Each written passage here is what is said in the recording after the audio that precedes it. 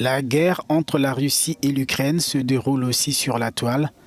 Des centrales nucléaires, des agences d'État russes ou ukrainiennes, des banques, mais aussi des entreprises sont de plus en plus exposées aux cyberattaques. Clément Domingo, cofondateur de l'ONG Hackers sans frontières, s'est invité dans cette bataille.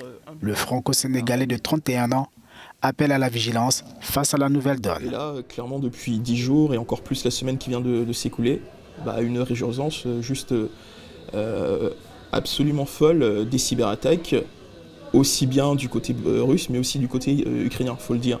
On note aussi bien des infrastructures, donc typiquement des centrales nucléaires, des agences étatiques au niveau de la Russie, mais aussi au niveau de l'Ukraine.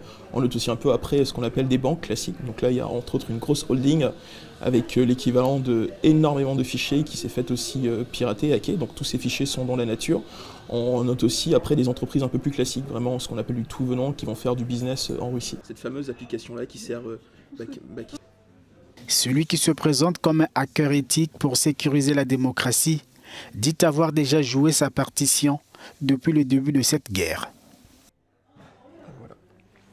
Ce qu'on a commencé à faire depuis le début, on a pu apporter notre aide déjà à une ONG, donc une association humanitaire qui est actuellement qui se situe en Pologne, qui a mis en place un site. Donc on a pu très rapidement faire ce qu'on appelle des audits de premier niveau pour s'assurer que leur site lui-même ne se ferait pas pirater, parce que en temps de guerre, surtout sur le cyberespace, peu importe que vous soyez un hôpital, l'association humanitaire, vous êtes un tout petit peu à la merci, hélas, des cybercriminels.